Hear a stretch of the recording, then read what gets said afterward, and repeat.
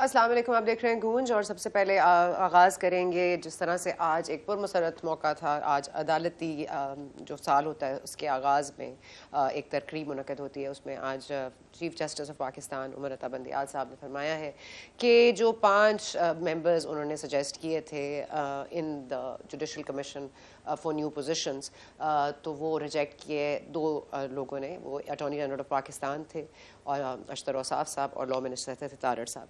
अब ये पहली दफ़ा हुआ है 2010 के बाद से, जब से ये बॉडी कॉन्स्टिट्यूट हुई है, कि पहली दफ़ा कि आपकी गवर्नमेंट जो सिटिंग गवर्नमेंट होती है वो किसी अदलिया के फैसले से डिफ़र करे या उसे कॉन्ट्रडिक्ट करे या फिर चूज़ करे नॉट टू वोट और प्रैक्टिस रिस्ट्रेंट। तो ये हो गया अदलिया का मामला। हमें आज ये भी याद रखना चाहिए कि विंस्टन चर्चिल ने एक दफ़ा पूछा था, जब जर्मन्स बॉम्ब कर रहे थे, कैजुअल्टीज़ हो रही थी, इकोनॉमिक कोलैप्स हो रहा था, तो उनको जो उनके लोग आके बता रहे थे, तो उनको ब्रीफिंग दे रहे थे, तो उन्होंने पूछा मुझे सिर्फ ये बता दे, are the courts function, are courts working? तो उन्होंने कहा था कि yes they are working as per schedule and as per normal. तो उन्होंने कहा अगर जब तक अदलिया है, यानी कि अंग्रेजी में उन्होंने कहा था as long as are courts are functioning there is nothing to be worried about. So that is the importance of इंसाफ और कोर्ट्स और ये सारी चीज़ें, क्योंकि अभी भी हम मामला देख रहे हैं। आज इलेक्शन कमीशन में जिस तरह से तौहीन इलेक्शन कमीशन हुई थी, इलेक्शन कमिश्नर के हवाले से इमरान खान साहब की जो नाज़िबा अलकाबात से नवाजते रहे हैं, वो इलेक्शन कमीशन को भी, इलेक्शन कमिश्नर ऑफ पाकिस्तान को भी उन्होंने कहा था आप डायरेक्ट माफ़ी मांगे, लेकिन खान साहब ने माफ़ी नहीं मांगी। उन्होंने कहा कि मैंने तो कोई ऐसी बात नहीं की, मैंने तो सिर्फ खदशात जाहिर किए थे एक इंडिपेंडेंट बॉडी के हवाले से। वो रद्द हो गई है। फिर आपको याद होगा फिरदौस शमीम साहब जो जस्टिस हैं गिलगित बल्तिस्तान के, वो एक हल्फे बयानिया के तौर पर जो उनके पास नवाज शरीफ साहब ने उनसे लिखवाया था या उनको दिया था, वो सामने आए थे कुछ माह पहले। उसके ऊपर बड़ी बात हुई थी, लेकिन उन्होंने फिर जिस तरह से जज फाजिल जजेस इस्लामाबाद हाई कोर्ट के बारे में गुफ्तगू की थी, उन पर भी तौहीन अदालत लगा था। आज उनका भी फैसले में उन्होंने गैर मशरूत तौर पर माफ़ी मांग ली है। अब आ जाइए मामला आगे। तो अब नज़र आता है ये कि आज इमरान खान साहब को जब दहशतगर्दी के हवाले से उनको पेश किया गया कोर्ट में, तो उनको ज़मानत मिल गई है 20 तारीख तक। ये बात याद रहे कि आज बाबर रवान साहब ने बड़े इंपॉर्टेंट कमेंट्स दिए। उन्होंने कहा कि देखिए मेरे जो जिनका मैं वकील हूँ, यानी कि इमरान खान साहब, वो इतने फेमस और इतने पॉपुलर हैं कि वो कैसे चले जाएँ पुलिस स्टेशन तफ्तीश कराने, अगर उनको इनकाउंटर में कोई मार दे तो ऑफ कोर्स गॉड फॉरबिड। तो ये अजीब सी बात है कि कभी एनकाउंटर्स में पुलिस के हेड, मतलब पुलिस के क्वार्टर्स में भी कभी इनकाउंटर्स हुआ करते हैं। लेकिन चलें, ये अब वो उन्होंने कह दिया जज साहब ने कि आप इनका तमाम तर चीज़ों को इसको कर लीजिए, मैनेज कर लीजिए, दोनों वकला आपस में डिसाइड कर लीजिए किस तरह से तफ्तीश में आगे बढ़ना है। 20 तारीख तक उनको ज़मानत मिल गई है। 22 तारीख को कंटेम्प्ट चार्ज जो इस्लामाबाद हाई कोर्ट का है उसमें फ़र्द जुर्म आयद की जाएगी। इमरान खान साहब गैर मशरूत माफ़ी मांगेंगे या नहीं, लेकिन अब इमरान खान साहब ने जो हालिया इंटरव्यू दिया है, अभी जो दूसरे चैनल पर चल भी रहा होगा, उसमें उन्होंने कोई फॉर्मर चीफ के हवाले से भी गुफ्तगू की है कि जब तक नए इलेक्शंस का इनकाद नहीं हो जाता या नहीं हो जाते, उनको रहना चाहिए इन पोजीशन। अब एक मामला ये है कि जिस तरह से पंजाब का मामला था, अगैन जो आज चीफ जस्टिस अता बंदियाल साहब ने गुफ्तगू की, यही कि जो इन्होंने वोट नहीं किया अशतर औसाफ साहब ने और तारड़ साहब ने इन द जुडिशल कमीशन, मेरे कहे हुए जजेस को ये बदला लिया है सो टू स्पीक, या ये नाराज़गी का इजहार था जो मैंने पंजाब के केस में, यानी कि पंजाब का जो परवेज़ इलाही वाला केस था, उसमें इनकी साइड नहीं ली और उनके लिए इंसाफ दिया। तो अब ये बात होनी चाहिए थी, नहीं होनी चाहिए थी? क्या इंसाफ के ये तकाजे सेट होंगे कि क्या हम ये देखेंगे कि personal differences are above the law या नहीं? अब क्योंकि तमाम तर चीज़ें जाके अब लॉ एरिया में रुक गई हैं। एक तो लॉ होती है जो पार्लियामान होती है, वो प्रैक्टिस करने को तैयार नहीं है, वो लॉ अपने आप को लॉ समझने को तैयार नहीं है। इमरान खान साहब लॉ ब्रेक करे जा रहे हैं, ब्रेक करते ही जा रहे हैं, लेकिन उनको कोई रोकने वाला नहीं।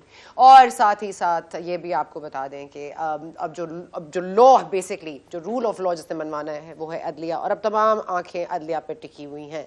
इमरान खान साहब क्या फैसला करेंगे इस पर हम अपने ज़ाहिर है आगे जाके बात करेंगे जो हमारे माहिरीन हैं कानूनी। लेकिन उससे पहले क्योंकि फैसल करीम कुंडी साहब ने हमें ज्वाइन कर लिया, पाकिस्तान पीपल्स पार्टी साहब का ताल्लुक है। बहुत शुक्रिया फैसल करीम कुंडी साहब। एक तो आई लव द फैक्ट कि हर चीज़ अनरावल इतनी खूबसूरती से हो रही है कि अमरीकी साजिश थी, फिर क्लोज डोर मीटिंग्स भी हो रही हैं इमरान खान साहब की इन बनी गाला विद फॉर्मर CIA सेक्रेटरीज और ऑफिसर्स। उसके बाद आपके एम्बेसडर से फवाद चौधरी साहब भी मिले। अब वो कह रहे हैं कि वो 3 साल पहले की मुलाकात है, लेकिन जाहिर है कि हमारे ज़राए यही बताते हैं कि वो मुलाकात हालिया है। अब अमरीकी साजिश थी, दोस्ती है, दोस्ती रखनी है, उस वक्त तो कह दिया क्योंकि अवाम ने कौन सा सवाल पूछ लेना है, जलसे में तो जाके मैंने गुफ्तगू करनी है और मैंने गुफ्तगू करते चले जानी है। ये बात भी हो रही है कि पॉपुलर क्यों है इमरान खान साहब, कुंडी साहब। वो पॉपुलर तो इसलिए है ना क्योंकि वो जो बोलते हैं हम मान लेते हैं, क्योंकि हमें ना करने के लिए या ना मनवाने के लिए आप कुछ नहीं बोलते। तो आज आप कुछ फरमाइएगा कि इमरान खान साहब ने ये क्या कर रहे हैं, ना आपको आपके IMF बिल को भी वो कर रहे थे, स्कैंडलाइज कर रहे थे, उसको भी जेपरडाइज कर दिया। अब ये कह रहे एड भी ना दो। अब ये बात शोहदा के हवाले से भी ट्विटर पे, सोशल मीडिया पे एक्टिव रहे। अभी भी यही चलता रहेगा या आप लोगों ने कुछ सोचा है कि बस अदलिया से ये एक्सपेक्टेशंस है आपकी? बिस्मिल्लाहिर्रहमानिर्रहीम। देखें सना, आपने जो अपने इंट्रो में बहुत सी बातें की और अभी आपने बात की कि जी वो उनके वकील ने कहा कि वो बहुत पॉपुलर हैं, वो थाने क्यों जाएंगे। देखिए, आइन और कानून सबके लिए बराबर होता है, पॉपुलर अनपॉपुलर आपके लिए मेरे लिए बराबर होता है। हम कायद आज़म का पाकिस्तान चाहते हैं, हम ये पाकिस्तान नहीं चाहते जिसमें जो है वो PTI के लड़दा कानून हो और बाकी पाकिस्तान के लड़दा कानून हो। जहाँ तक आपने कहा कि जी वो जो कह रही थी, जब तक उनके झूठों का पोल नहीं खोलेगा उस वक्त तक लोग उन पर एतमाद करेंगे। अमेरिकन साजिश थी, फिर अमेरिकन एम्बेसडर पिशावर गए, उनकी जो आवभगत हुई, फिर उनसे मुलाकात, फिर उनके डेलीगेशन आया, फिर उनके प्रेसिडेंट आरिफ अलवी ने उनको जो तमगे पेश किए, उनकी पार्लियामेंटेरियन वहाँ पर मौजूद थे PTI के। फिर उसके बाद अभी जो कल परसों की जो मुलाकातों का जिक्र हुआ, फिर फवाद चौधरी साहब की।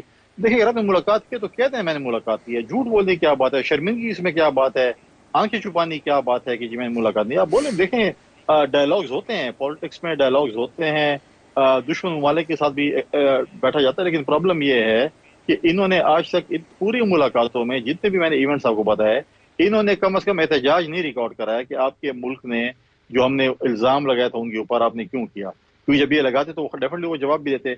हम तो फिर भी चीजें छुपा देते हैं, लेकिन मेरे ख्याल में वो लोग छुपाते नहीं और उनकी प्रेस रिलीज आ जाती है और फिर इनका क्या होता। लिहाजा ये चीजें जो हैं वो इस चीज के वो नहीं है।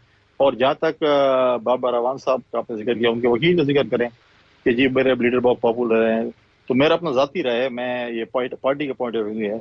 यूसुफ रजा गिलानी का भी जो है बेड़ा पार जो है वो इसी शख्स ने किया था और मुझे लगता है इंशाल्लाह ताला जो है इस शख्स का भी बेड़ा पार यही शख्स करेंगे। आप देखें जिस तरीके से उसको गाइड कर रहे हैं, यूसुफ रजा गिलानी को भी उन्होंने जिस तरीके से गाइड किया, मेरे ख्याल में इनकी बारी है, तो देखते हैं क्या होता है। लेकिन इससे ये नहीं है कि वो पॉपुलर लीडर है तो वो थाने नहीं जा सकते। खुदा न करे ऐसी ये बातें कर रहे हैं। हम नहीं चाहते कि कोई लीडर पाकिस्तान का, कोई शहरी इस तरीके से इनकाउंटर में या जो बातें कर रहे हैं कि जान को खतरा है। अगर कर दे इमरान खान साहब का, आपने कुछ नहीं करना?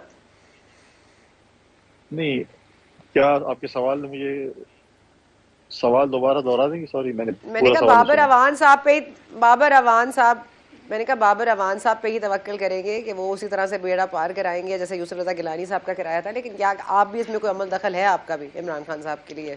नहीं, हम देखें, हम तो कह रहे हैं, देखें कोर्ट में केस उसका चल रहा है, कोर्ट के मुताबिक चलना है।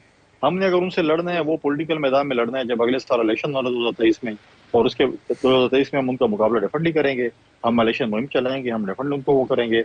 अभी भी लोग देखें, लोग बड़ा क्लोजली वॉच करते हैं। सर देखें, इन पाकिस्तान की आवाम ने पाकिस्तान पीपल्स पार्टी को, PMLN को, PTI को, बाकी सियासी जमातों को वोट किया है। आज इस मुल्क की आवाम पे बड़ा मुश्किल वक्त है और वो लोग देख रहे हैं कि सियासतदान क्या कर रहे हैं। और सियासतदान, हम पॉलिटिकल पार्टी के लोग TV प्रोग्राम में आके एक दूसरे को बुरा भला, एक दूसरे को मतलब है कि नीचे दिखाने के लिए मैंने ये कर दिया, मैंने वो कर दिया है, लेकिन हम उनकी बात नहीं करें कि हम उनके लिए इकट्ठे होकर कोई काम करें, वो बात नहीं है। आज आप बताएं कि ये कोई अच्छा लगेगा कि मैं आज TV चैनल से बैठ जाऊं और मैं इंटरनेशनल मीडिया पे बैठ जाऊं और बोलूं कि इमरान को पैसे मत दो क्योंकि ये जो है पहले भी ज़कात और खैरात के पैसे खा चुका है और पाकिस्तान के सलाह पे पैसे नहीं लगाएगा। जिस तरह ये अपने जलसों में खड़े होकर जिस तरीके से ऐलान करते हैं कि फॉरेन बाहर के लोग जो इनको फंड न करें, इनके MNAs TV programme international media में जाते हैं, ये बात करते हैं। अभी जो ट्विटर ट्रेंड कल परसों UK के हवाले से इन्होंने एक झूठा ट्रेंड चलाया कि जी ये चीज़ है, तो आप दुनिया को क्या मैसेज दे रहे हैं?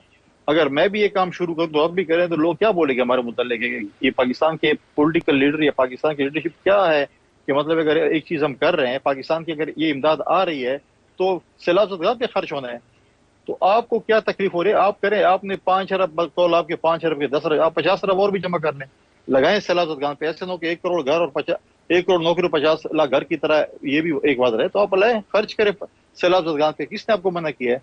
लेकिन ये काम ना करें कि जो शख्स, जो मुल्क, पाकिस्तान की आवाम, गरीब लोग जो आज मर रहे हैं, जो अब आज इमदाद के लिए बैठे हैं, उनकी रोजी पे आप लात मारेगा मतलब। अच्छा कुंडी साहब, मैं क्योंकि I am at the receiving end, मैं तो ये सवालात उठाती रही हूँ और पिछले ज़ाहिर है पौने 4 साल होने को आ रहे हैं, हम यही देख रहे हैं कि आप जो अपोजिशन में बैठे हैं वो इसी तरह की गुफ्तगू करते हैं कि वो ये देखें वो गलत कर रहे हैं, वो ये क्यों कर रहे हैं, अगर हमने ऐसा किया तो कैसा लगेगा, और हम तो ऐसे नहीं करते, और देखें ना ये तो कह रहे हैं कि दहशत गर्दों से भी हाथ मिला लेंगे, ये हमारे साथ नहीं बैठेंगे, हमें ये चोर डाकू कह रहे हैं। मतलब ये हम आपका ये जो शिकायत है वो सुनते सुनते मतलब मुझे तो अब मतलब हिफ्ज हो गया है तमाम आपकी जो चार्जशीट है, लेकिन मुझे ये समझ नहीं आता कि आज इमरान खान साहब एक इंटरव्यू में बैठ के कहेंगे या कह चुके होंगे कि मैं तो एक कॉल दूंगा, पूरी आवाम बाहर निकल आएगी और इन चोरों डाकुओं को अभी आवाम बर्दाश्त नहीं करेगी, और वो इतने थके आए बैठे हैं इस महंगाई से और इतने तंग आ चुके हैं कि उनको सिर्फ मेरी कॉल का इंतज़ार है, और उसके बाद आप देखिएगा क्या होगा। और 2/3 मेजॉरिटी वो ले लेंगे, पॉपुलर वो हैं जो इस वक्त हालिया इलेक्शंस हुए हैं उसमें वो जीत रहे हैं, अब ये जो ज़िमनी इंतखाबात हैं वो डिले का शिकार हुए हैं, लेकिन वो तो कह रहे हैं कि ऐसी कोई बात नहीं है, सिंध में 2-4 महीने बाद हम कर लेंगे इलेक्शंस, जो सैलाब के असरात हैं वो कम हो जाएंगे, फिर हम कर लेंगे और बाकी पूरे मुल्क में हम करा लेते हैं इंतखाबात। तो अब ये मामला यहाँ पहुँच गया है कि शकीफ साहब की तैनाती से लेकर इलेक्शन सिंध में देर से करा लेंगे, बाकी पूरे मुल्क में हम पहले करा लेते हैं, और हम कॉल दे देंगे तो अभी भी 2-3 जो और तरीके हैं आपको तंग करने के और आपको उनको घर भेजने के, वो उस पर भी काम कर रहे हैं, ये एक तरीका है। तो आप थोड़ा सा घबरा लें मेरा ख्याल है कुंडी साहब। ये आपने एक लतीफ़ा सुना है या सीरियस बात करें आप? मैं पूछ रहा था, मैं कि आपने लतीफ़ा सुना है कि आप ये संजीदा बात करें? नहीं, मैं तो संजीदा सवाल किया है आपसे कि वो ये सारी चीजें कह रहे हैं, तो अब मैं आपको बता रही हूँ कि आपने इस पे हंसना ही है या कुछ घबराएंगे कोई बात? अच्छा नहीं घबराएं, इंशाल्लाह हमारे दुश्मन, हम क्यों घबराएंगे। दूसरी बात यह है कि इमरान साहब कौन होते हैं कि जो फैसला करेंगे कि इलेक्शन कब होगा, किस सूबे में होगा, कैसे होगा, वो उनका फैसला नहीं है। इलेक्शन होना है 2023 में अक्टूबर में, ठीक है, ये डिसाइडेड है। दूसरी बात है, इनसे किसने पूछा कि आर्मी चीफ साहब जो हैं वो एक्सटेंड होंगे या चेंज होंगे? वो तो वज़ीर आज़म साहब ने फैसला करना है। सेक्रेटरी डिफेंस ने उनको जो समरी, जो ऑफिशियल तरीक़ाकार है, तो इससे पूछा किसने कि आप ये जो है कब तक बैठे, कब तक नहीं बैठे? तो ये कौन होते हैं डिसाइड करने वाले? ना हमने उनसे पूछे, ना उसको कोई डिसीजन करे। दूसरा इलेक्शन है, ज़िमनी इलेक्शन। मैं समझता हूँ कि इलेक्शन कमीशन ने बहुत बड़ी गलती की है। ये मैं मतलब पार्लिमानी लफ्ज़ ये इस्तेमाल कर सकता हूँ, क्योंकि उन्होंने कोई भी पॉलिटिकल पार्टीज को नहीं बुलाया, उस पर फैसला नहीं किया। उन्होंने खुद एक फैसला किया जो कि सरासर गलत है। इलेक्शन हो जाने चाहिए थे। अगर इलेक्शन कमीशन को बहुत ज्यादा इस चीज की फिक्र थी तो सैलाब 15 दिन पहले आ चुका था, उनको 15 दिन पहले ये फैसला कर लेना चाहिए था। तो ये चीजें अगर आप तमाम सियासी जमातों को बुलाते और वो कहते कि ये इलेक्शन होने चाहिए या नहीं होने चाहिए, तो उन्होंने उनको फैसला करा था। इलेक्शन सर पे आ गया था। 2 दिन बाद मुल्तान में इलेक्शन जब इन्होंने मुलतवी किया, 9 को मुलतवी किया, 11 को इलेक्शन था और बाकी इलेक्शन भी आ चुके थे। आप कह रहे हैं कि जी ऐसी ये चीज है, ये चीज है। आज गालिबन मेरे ख्याल में फिर मुझे मैंने भी देखा नहीं है, इन्फॉर्मेशन आई कि उन्होंने दोबारा कोई डेट एक और दे दी इलेक्शन कमीशन ने कि इन तारीखों पे जो है इन इलाकों में जो है वो इलेक्शन हो रहे हैं।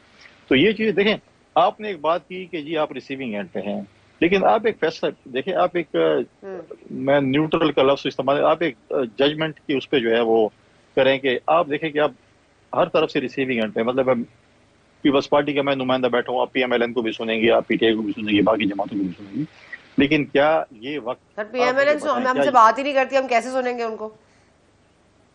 अच्छा, मेरे ताजुब की बात है क्योंकि आपके ओनर के तो बड़े अच्छे ताल्लुकात हैं उनके साथ। जो है नहीं, मैं आपको गलत इतलात है, आपको बड़ी गलत इतलात है जी। मैं इतलात पे नहीं चलता, मैं आंखों ठीक है। अच्छा कुंडी साहब अगर आप इजाजत दें, जी मैं आपको अभी वापस आ रही हूँ, आपको आप मेरे पर इल्जाम लगा लीजिएगा। 1 मिनट में वापस आती हूँ। साहब ने मैं ज्वाइन किया और वो काफी उनकी तबियत भी नासाज है, उन्होंने बड़ी मेहरबानी की, थोड़ा सा वक्त निकाला, इसलिए अगर कुंडी साहब आप माइंड ना करें तो मैं रशीद रिजवी साहब से सवाल पूछना चाहूंगी। रिजवी साहब बहुत शुक्रिया, I hope you are feeling well and I hope Allah में आपको सेहत दे आगे भी। सर फरमा दीजिएगा कि आज जो ये जो एक अदालती जो साल शुरू हुआ है जिसकी सरबराही की और चीफ जस्टिस साहब के जो कॉमेंट्स सामने आए हैं वो जुडिशल कमीशन के हवाले से, जो उन्होंने कहा कि जो 5 जजेस मैंने नॉमिनेट किए थे उनको रद्द कर देना, फ्रॉम अशतर औसाफ साहब जो कि अटॉर्नी जनरल है पाकिस्तान के, और फिर जो हमारे वजीर कानून है तारड़ साहब। तो उन्होंने कहा ये कोई it was a backlash to the फैसला जो कि मैंने पंजाब हुकूमत के हक में लिया था, जो कि परवेज़ इलाही साहब को हमने chief minister of Punjab declare किया था आफ्टर द होल जो तमाशा चल रहा था पंजाब में, जो दंगल लगा हुआ था। तो ये इस तरह की बात आपको लगता है कि एक तो करनी चाहिए, या फिर अब ये इस तरह के मामलात, और क्योंकि ये बात तो सच है कि 2010 से जब से ये बॉडी बनी है जुडिशल कमीशन, तो उसके बाद से कभी ऐसा हुआ नहीं है कि जो हुकूमत वक्त हो वो कभी डिफर करे, वोट ना करे, एब्सटेन करे। आपको ये कुछ अचंभे की बात लगती है? Because now everything is dependent on अदलिया, तो उनका अनबायस्ड अप्रोच और हमारी हुकूमत की उनके साथ एक अनबायस्ड अप्रोच बहुत जरूरी हो गई है। कुछ अरसे से मैं समझता हूँ कि बार काफी प्रेशर बिल्ट अप हुआ है।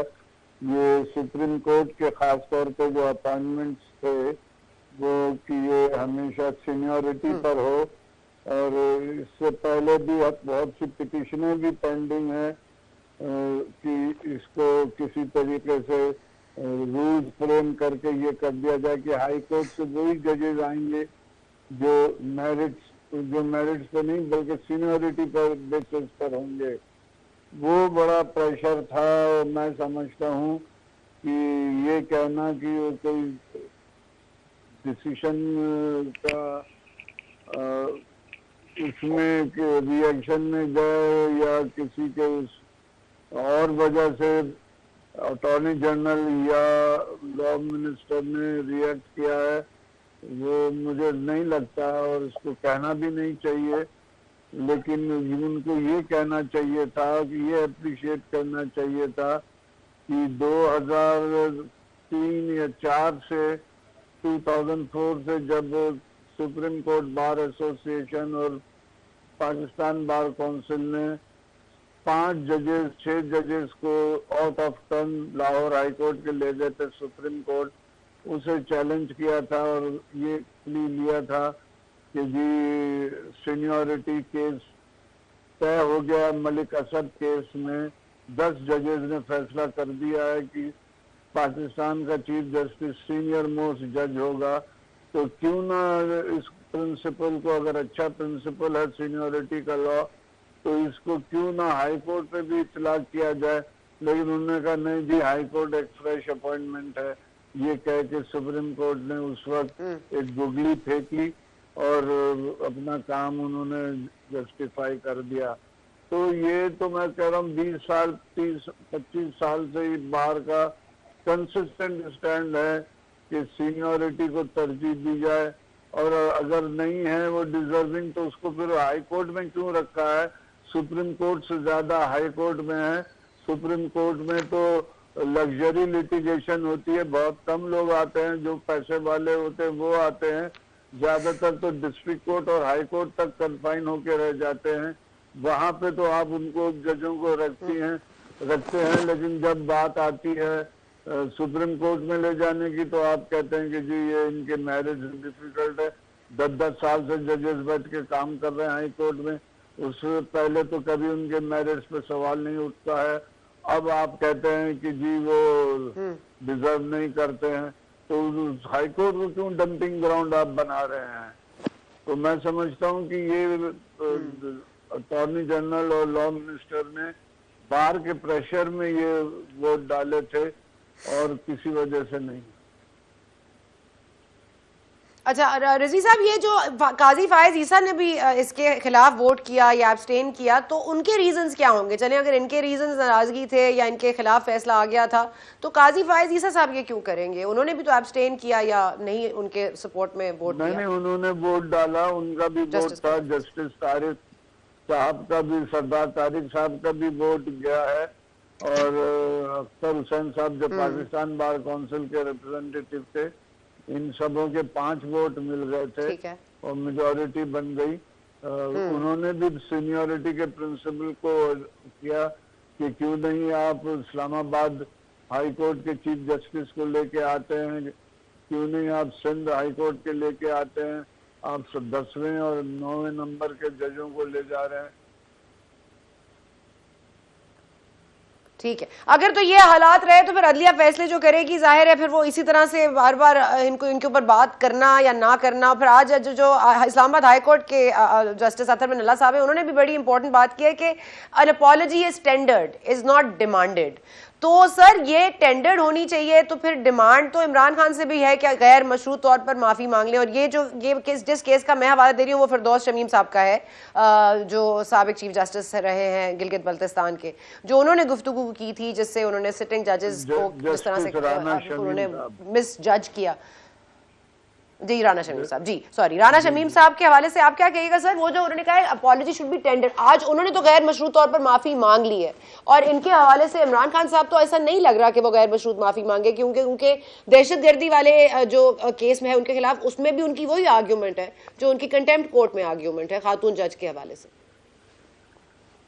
देखिए, उन्होंने रिमोर्स सिर्फ शो किया है, रिग्रेट्स किए हैं, लेकिन अनक्वालिफाइड और अनकंडीशनल अपॉलजी टेंडर नहीं की है। और ना सिर्फ ये अपॉलजी टेंडर करनी पड़ती है, बल्कि रिस्पोंडेंट को अपने आप को अदालत के रहम करम पे भी छोड़ना पड़ता है। उसको कहना पड़ता है I leave to the mercy of this honourable court.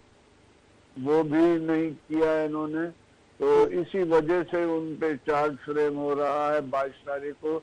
और उन्हें एक चांस मैं समझता हूँ है कि वो 22 को भी जो अनक्वालिफाइड और अनकंडीशनल अपॉलजी टेंडर कर दें तो शायद सुप्रीम कोर्ट कोई लीनियंट व्यू ले ले।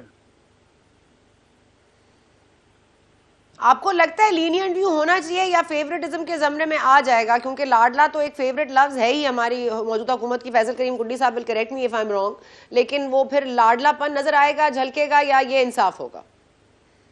नहीं, बहुत सी मिसालें हैं, जुडिशियल प्रेसिडेंट्स बहुत सी आपको मिलेंगी जहां पे माफ किया जाता रहा है लोगों को, इसीलिए कि वो आइंदा अपने आप को करेक्ट कर लें और बेहतर शहरी, बेहतर लिटिगेंट बने। तो कोई हर्ज नहीं है एक्सेप्ट करने में। सर लेकिन ये कंटेम्प्ट ऑफ कोर्ट सिर्फ इसलिए तो नहीं होता कि आप माफी मांगे, इसमें ये भी होता है ना कि आप करेक्टिव बिहेवियर भी प्रैक्टिस करें ना। फिर मुझे नजर आना चाहिए आपके एक्शन से, आपके अल्फाजों से, आपके रवैये से कि आपने कुछ तब्दीली फील की है। क्योंकि इंसान गलती करके सीखता है अगर, तो वो तो एक तो गलती नहीं मान रहे, दूसरा वो सीख भी नहीं रहे। तो I don't know how a lenient, even अगर वो टेंडर कर दें अपॉलजी, तो मुझे तो यकीन नहीं आएगा अगर चीफ जस्टिस साहब को आ सकता है। आपको लगता है? अब आपको हर केस के फैक्ट्स पे अलग अलग चलना पड़ता है। अब इस केस के फैक्ट्स में वो देखते हैं कि क्या अदालत फैसला करती है। कुछ कहना उसको प्री जज करना होगा, मेरे लिए मुनासिब नहीं होगा ये कहना कि वो एक्सेप्ट करे ना करे। ठीक है, ठीक है। रिजवी साहब सिर्फ ये बता दीजिएगा, क्योंकि उस दिन जो कॉन्वर्जेशन थी जो हुई, मैं बस आखिरी सवाल आपसे पूछ रही हूँ, आपका ज्यादा वक्त नहीं लूंगी, बस ये आखिरी सवाल बता दीजिएगा, क्योंकि जो उस वक्त कॉन्वर्जेशन थी बैक एंड फोर्थ, अशतर औसाफ साहब, मखदूम खान साहब, मुनीर ए मलिक साहब, मतलब ये जो back and fourth, Hamid Khan साहब, ये जो बैक एंड फोर्थ हुआ, जस्टिस बाबर सत्तार, जस्टिस अतर मिनल्ला, वो कॉन्वर्जेशन में काफी इंपॉर्टेंट पॉइंट्स हैं जो कि इस बात की तरफ इशारा देते हैं कि खान साहब ने गलती तो की है और ये इसको गलत कहना चाहिए और इसको गलत मानना चाहिए, ताकि प्रेसिडेंट सेट हो, ताकि और कोई ना कर सके। तो आपको लगता है, क्योंकि उन्होंने ये भी कहा ये क्रिमिनल कंटेम्प्ट में आता है, जो बाकी उन्होंने दानियाल अजीज और उनकी बात की, उन्होंने कहा वो तो जुडिशियल कंटेम्प्ट था, तो इसमें भी अगर जुडिशियल कंटेम्प्ट कोई छोटा जुर्म है तो उसकी छोटी सजा होती है, तो क्या क्रिमिनल कंटेम्प्ट बड़ा जुर्म है, उसकी बड़ी सजा होनी चाहिए या नहीं? नहीं, बिल्कुल। क्रिमिनल कंटेम्प्ट तो बहुत ही third phase of contempt, offences of contempt है। उसमें तो माफी तलाफी की भी गुंजाइश कम होती है, लेकिन मुल्की हालात को देखते हुए और उन चीज़ों को देखते हुए हाई कोर्ट ने एक इनको चांस दिया है। और उनकी बातों से भी यही लग रहा था, उनके ऑब्जर्वेशन से भी यही लग रहा था कि वो ये कह रहे हैं कि जी आप अपने जवाब जो अभी तक 2 दाखिल किए उसको रिट्रैक्ट करें और जाके इसको अनकंडीशनल और अनक्वालिफाइड अपॉलजी में कन्वर्ट करें। लेकिन अब मुझे नहीं लगता कि वकीलों ने उन्हें एडवाइज ना किया हो, ये उनकी अपनी, इमरान साहब की अपनी खुद ही एडवाइस होगी कि नहीं मैं यही कहूंगा। अब देखते हैं 22 को क्या होता है। ठीक अगर हो गया, नहीं बहुत हुआ तो शुक्रिया। मैं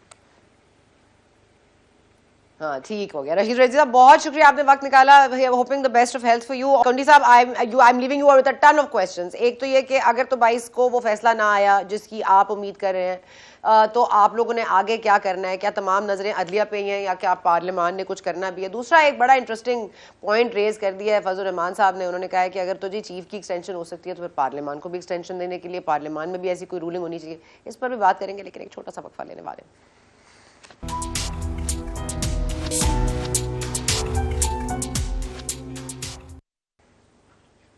एंड वेलकम बैक टू गूंज। हमारे साथ मौजूद थे रशीद रिजवी साहब before the break, Faisal Karim Kundi साहब हमारे साथ मौजूद हैं पाकिस्तान पीपल्स पार्टी से, और Salman Akram Raja sahab of course legal point of view best है इनका। और बहुत बहुत शुक्रिया Raja Salman sahab, I know you are very very busy but thank you so much for taking out the time for अस।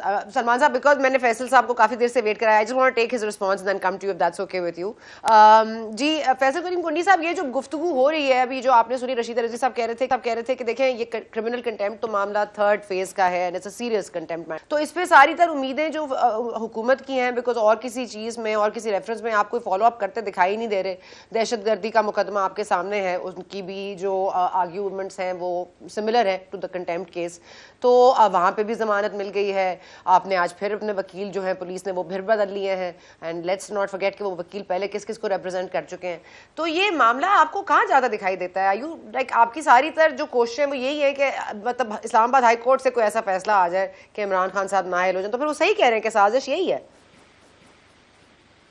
नहीं सना, ये आपकी मेरे ख्याल में गलत प्रिडिक्शन है। पाकिस्तान भी उस पार्टी को ये सोच नहीं है कि हम हाई कोर्ट पे जो है वो तकिया रखे हुए कि हाई कोर्ट इनको डिस्क्वालीफाई करेगी या इनको अंदर करेगी। देखिए, हम तो कहते हैं कि अदालतें आइन और कानून के मुताबिक काम करें और हर शहरी को आइन और कानून के मुताबिक काम करना चाहिए। अगर आप देखते हैं कि यूसुफ रजा गिलानी को और नवाज शरीफ साहब को और बाकी लोगों को जिस तरीके से कंटेम्प्ट पे हैं या सजाएं हुई हैं और उसी उसमें वो आते हैं तो फिर तो ठीक है, अगर नहीं आते हैं तो सजा न दे। हम तो ये नहीं कह रहे कि आपने जबरदस्ती इनको कोई खामा में सजा देनी है। नहीं तो फिर आप क्या कर रहे हैं? What are you doing otherwise? अगर आपने पहले कहा तकिया, तो आपने नून लीग पे भी किया, आपने तो खुद कहा हुआ है अपने फैसल साहब कि आपने कहा कि हम तो ड्राइविंग सीट में नहीं है, हम तो पीछे बैठे हैं या साथ में बैठे हैं। तो पॉइंट ये है कि उस वक्त भी आप कह रहे थे कि अरेस्ट नहीं कर रहे, ये कोई केस नहीं बना रहे, तो आप भी तो हुकूमत का हिस्सा है ना। तो अभी भी अगर आप ये कह रहे हैं पीपल्स पार्टी उन पर तकिया नहीं कर रही, तो फिर पीपल्स पार्टी एक्चुअली में क्या कर रही है? देखिए, हर चीज का अपना एक टाइम होता है। इस वक्त तो टॉप प्रायोरिटी हमारी ये है कि हम फ्लड रिलीफ का काम करें, लोगों को जो इस वक्त सैलाब में घिरे हुए हैं उनको जो है हम किस तरीके से रिलीफ दें। इमरान के साथ हम निमट लेंगे। इमरान इज नॉट मतलब है कि प्रायोरिटी कि हम इमरान साहब के साथ हमने क्या करना है क्या नहीं करना, पॉलिटिक्स हम कर लेंगे। वो इतना वो चीज पॉलिटिक्स है। देखें, अगर अगले साल इलेक्शन अक्टूबर में होते हैं और पाकिस्तान की आवाम समझती है कि उनके लिए इमरान साहब जो है वो बेहतर हैं और या कोई और पार्टी बेहतर है, तो जिसको भी अवाम मैंडेट देगी उन्होंने हुकूमत करनी है। हम कम से कम ये नहीं बोलेंगे कि यूएस की साजिश है, यूके की साजिश है, अफगानिस्तान की, ईरान की है, जिसकी भी है। एंड आपकी कोई प्रेफरेंस भी नहीं है चीफ के लिए? आपकी कोई प्रेफरेंस भी नहीं है? आपकी कोई प्रेफरेंस नहीं है कि कौन चीफ हो जैसे उनकी है? देखें, वो तो वजीर आजम साहब ने अपने इत्तेहादी जमातों के साथ मशावरत करनी है और जो भी है। देखिए, जैसे एक तरीक़ेकार है, सेक्रेटरी डिफेंस 3 नाम भेजेंगे, उसमें एक नाम जो है वो प्राइम मिनिस्टर ने टिक करना होता है। उन 3 नामों पे भी अगर कोई ऐसा उनका वो हो तो 2 नाम और मंगाए जा सकते हैं, जो कि एक प्रोसेस है। तो वो बैठेंगे और इकट्ठे जो है ना इत्तेहादी जमातें बैठेंगी और फैसला करेंगी। उसमें ये नहीं है कि अब जैसे इमरान साहब कह रहे हैं कि जी जब तक नई हुकूमत नहीं आती है इसको अपोजिशन। देखिए, इमरान खान साहब पे तो ये नहीं है कि इमरान साहब की हमने बात माननी है और उसने कोई फैसले करने हैं। उनको ये इमरान खान साहब बात माने में बड़े आगे निकल गए हैं पॉपुलैरिटी वाइज। ठीक है Kundi sahab, I mean if you would like, I would like you to stay. अगर आप राजा सलमान साहब के ऊपर कोई कमेंट देना चाहें तो। हाँ, वो जमाना गया। चले गए। हाँ जी, सब आती हूँ आपका जवाब। मैं एक मिनट सलमान अकरम साहब को ले लूं। मेरी ना वकालत की नॉलेज थोड़ी कम है तो मैं भूल जाती हूँ, इसलिए let me just quickly go to Raja Salman साहब। सलमान साहब, ये फरमाइएगा कि ये जो आज जो अदालती साल की शुरुआत हुई है इस कमेंट के साथ, I mean forgive me for repetition, but ये जो आज उन्होंने कहा अटॉर्नी जनरल अशतर साहब के हवाले से और तारड़ साहब के हवाले से, जो आपने पढ़ा होगा, इट्स अ डायरेक्ट थिंग कि आप ये कह रहे हैं पंजाब फैसला क्योंकि आपकी मर्जी का नहीं था, that's why you voted against or abstained in the Judicial Commission, जो 5 जजेस वाला मामला था. I mean for somebody, for a country जो इस वक्त अपने सिर्फ अदविया को ही देख सकता है, क्योंकि जो लॉ है वो कर नहीं रहा कुछ, जो लॉ प्रैक्टिस इससे करनी है या लॉ मनवानी है वो मसलियत पसंद हो गए हैं, जिन्होंने लॉ एक्चुअली में लॉ को प्रैक्टिस करना था वो लॉ ब्रेकर हो गए हैं. तो इस मुल्क में रूल ऑफ लॉ का एक ही तरीका रह गया, एक ही दर खुला रह गया. And then such comments show little bit of like कि आगे वाले जो जजमेंट्स आएंगी उन पे हम बिला वजह में क्रिटिकल हो जाएंगे. देखिए, चीफ जस्टिस साहब का एक तासुर है जिसका उन्होंने इजहार कर दिया और उन्होंने यही कहा है कि मैं ज्यादा नहीं कुछ कहता, बस ये एक तासुर होता है, ये मैं बयान करके आगे बढ़ रहा हूँ कि क्या मामलात में कोई रब्त था. जो फैसला आया पंजाब असेंबली या पंजाब चीफ मिनिस्टर के हवाले से उसके चंद दिन बाद जो जुडिशल कमीशन में हुआ, तो ये एक उनकी राय है, उन्होंने इसका इजहार कर दिया और कोई बहुत ज्यादा तफसील से बात नहीं की. मेरा ख्याल है हमें भी बस इस राय को सुन लेना चाहिए और आगे बढ़ जाना चाहिए. जाहिर है लॉ मिनिस्टर और अटॉर्नी जनरल जब जुडिशल कमीशन में बैठते हैं तो उन पर एक बड़ी भारी जिम्मेदारी होती है कि वो जो भी राय दें पूरी दयानतदारी से दें और इदारे के बेहतरी के लिए दें. तो एक कमेंट आ गया, इसका अगर कोई जवाब देना होगा तो लॉ मिनिस्टर साहब या अटॉर्नी जनरल साहब देंगे, इससे ज्यादा तबसरा मुमकिन नहीं है. ओके, ठीक है सर, हम लेट्स मूव ऑन. अब मूविंग ऑन सर, ये एक तो चीफ के हवाले से जो बार बार कहा जाता है एक्सटेंशन होगी, इसके बारे में एक बाकायदा लॉ चेंज हुआ या उसमें कोई चीज़ें एडिशन ऐड हुई या कोई उसमें, जाहिर है कि हमारे लॉ मिनिस्टर ने रिज़ाइन करके ही उस वक्त के फ़रोग नसीम साहब ने इसको प्रोसेस करवाया था, तो ऑब्वियसली ये लॉ अमेंडमेंट ही थी. तो इस हवाले से फजल रहमान साहब भी कह रहे हैं कि हमें पार्लियामान को भी अब एक्सटेंशन देने के लिए कोई इस तरह की लॉ मेकिंग करनी चाहिए. और it comes back to the same thing कि आज वो चीफ की तैनाती है नवंबर की, वो भी ये कर सकते थे, इसको बेहतर कर सकते थे, इसके प्रोसेस को बेहतर बना सकते थे. जब हुकूमतों में होते हैं उसके बाद इनको यही बोन ऑफ कंटेंशन भी लगता है. बट माई पॉइंट इज, क्या could they have done something better in terms of की जो फियर इनको होता है हर चीज़ का कि हाय नवंबर में क्या होगा, अच्छा हाय ये क्या हो जाएगा type. Can't they do they not realize कि Parliament and they can kind of make rules and regulations as per their differences or खदशात? देखिए, क्या होना चाहिए निज़ाम आर्मी चीफ की तैनाती का या किसी भी बड़े ओहदे की तैनाती का, कोई तरीके हैं. एक ये है कि आप कोई फार्मूला बना दें. आप जैसा हमने चीफ जस्टिस साहब के हवाले से कर दिया कि जो सीनियर मोस्ट जज है वो चीफ जस्टिस ऑफ पाकिस्तान होगा. एक तो ये है कि उसके बाद कोई सवाबदीद नहीं रहती और कानून बड़ा वाजे हो गया. दूसरा ये है कि आप कहें नहीं, ये जो बहुत बड़े ओहदे हैं इनमें सिर्फ सीनियरिटी नहीं होनी चाहिए वाहिद मयार, इसमें हमने देखना है काबिलियत, दीगर और चीजें, जमहूरियत के साथ वाबस्तगी, जमहूरियत को मजबूत करने की कितनी ख्वाहिश है किसी शख्स में या नहीं है. तो ये चीजें ऐसी हैं जिनमें अगर सवाबदीद का इख्तियार दिया जाए वजीर आजम साहब को या किसी और कमेटी को, तो ये भी एक दुनिया जहां में राइज तरीका है. तो हमें ये फैसला करना है कि इस वक्त जो सवाबदीद है वज़ीर आज़म साहब को हासिल आर्मी चीफ के हवाले से, क्या उसको हमने कायम रखना है या इसको किसी फार्मूले के ताबे करना है कि उसमें कोई सवाबदीद ना रहे और लोग बनते जाएं आर्मी चीफ सीनियरिटी के मुताबिक या जो भी फार्मूला रखा जाए. तो ये एक ऐसी चीज है जिस पे जाहिर है पार्लियामान कानून साजी कर सकती है, लेकिन इस वक्त जो मौजूदा तरीकाकार है कि वज़ीर आज़म साहब तैनाती करेंगे, आर्मी चीफ की तरफ से कुछ नाम आएंगे, ये कोई बहुत बुरा तरीका नहीं है. लेकिन हमारे मुल्क की सियासी एक रिवायत ऐसी है कि ये मामला हर दफा बहस का मौजू बन जाता है और इस हवाले से खदशात का इजहार किया जाता है. तो ये एक हमारी तारीख है जिसकी वजह से ये मामला इतना अहम और पेचीदा हो जाता है. तो अब हमें देखना है कि आगे कैसे बढ़े. इस वक्त ज़ाहिर है कानून साजी शायद मुमकिन नहीं होगी नवंबर से पहले, तो नवंबर में किस तरह हम इस मामले को कम से कम हिजान और आपसी एक चपकलश के बगैर तय करते हैं. एक राय अब ये सामने आई है कि अगले इलेक्शन तक मौजूदा आर्मी चीफ साहब को एक्सटेंशन दे दी जाए और फिर इलेक्शन के बाद जो इलेक्टेड वजीर आजम हो वो तैनाती करे।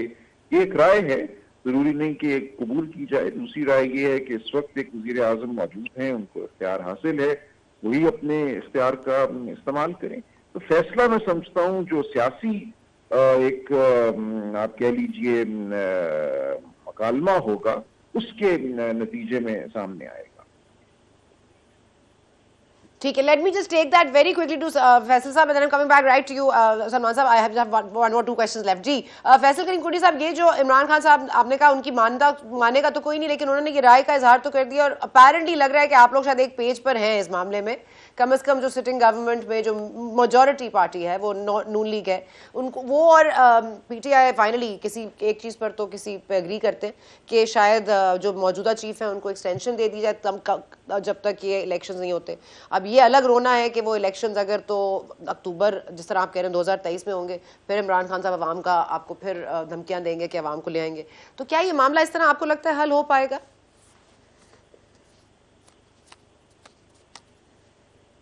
कह रहे हैं कि मैं अवाम ले आऊंगा, वो जल्दी ले आए, किसने उनको रोका हुआ है?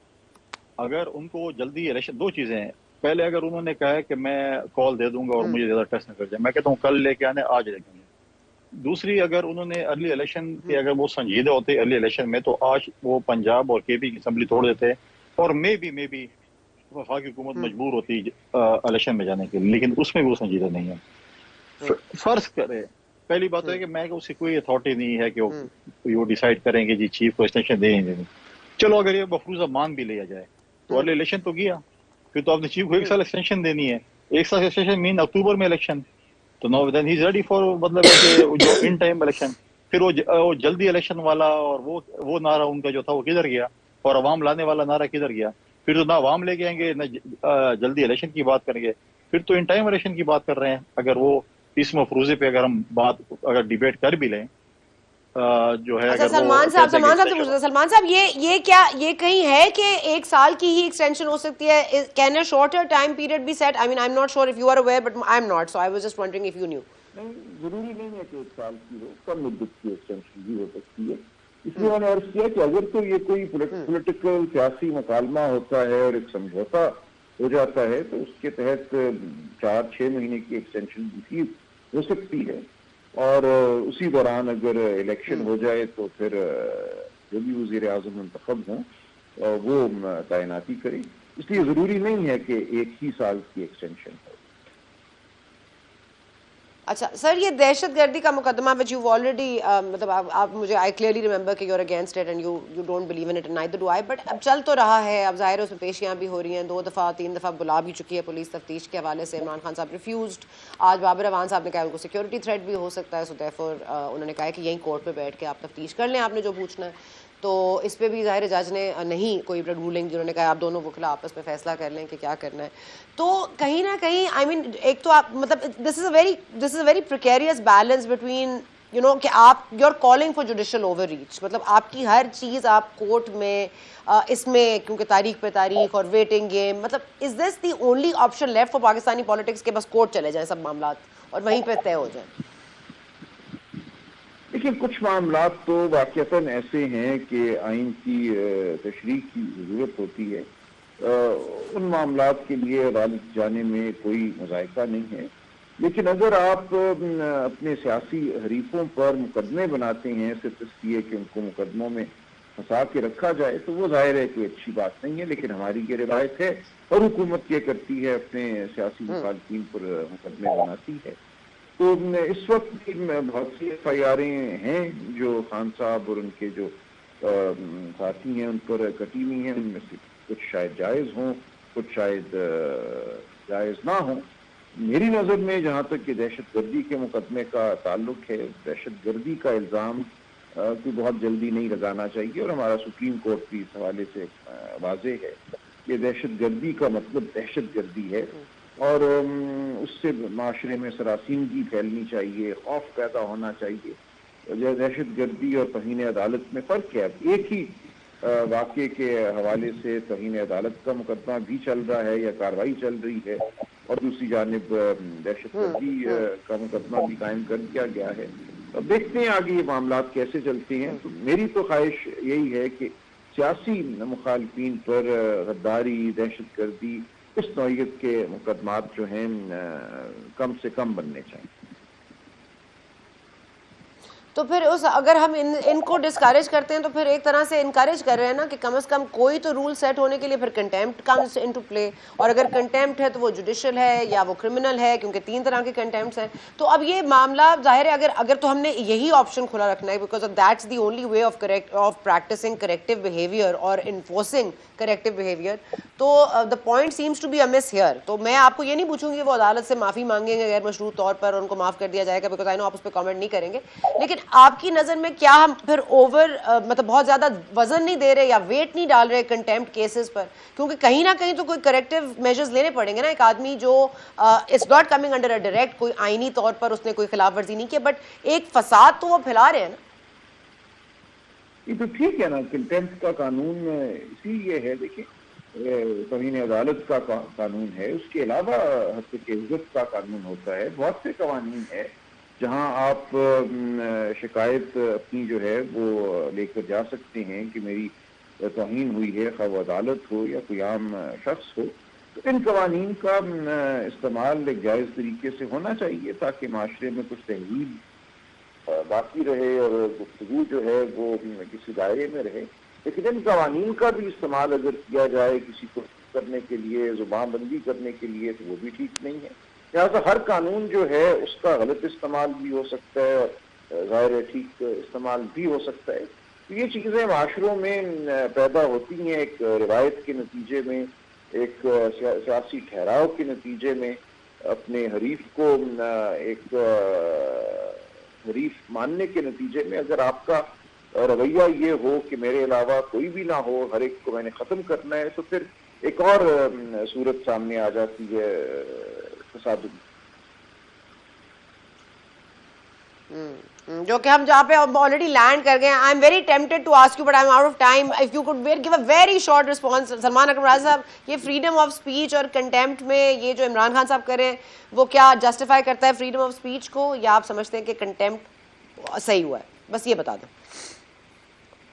देखिए, ये तो एक मामला अदालत में है, मैं इस पर कोई अपना फैसला तो नहीं दे सकता, लेकिन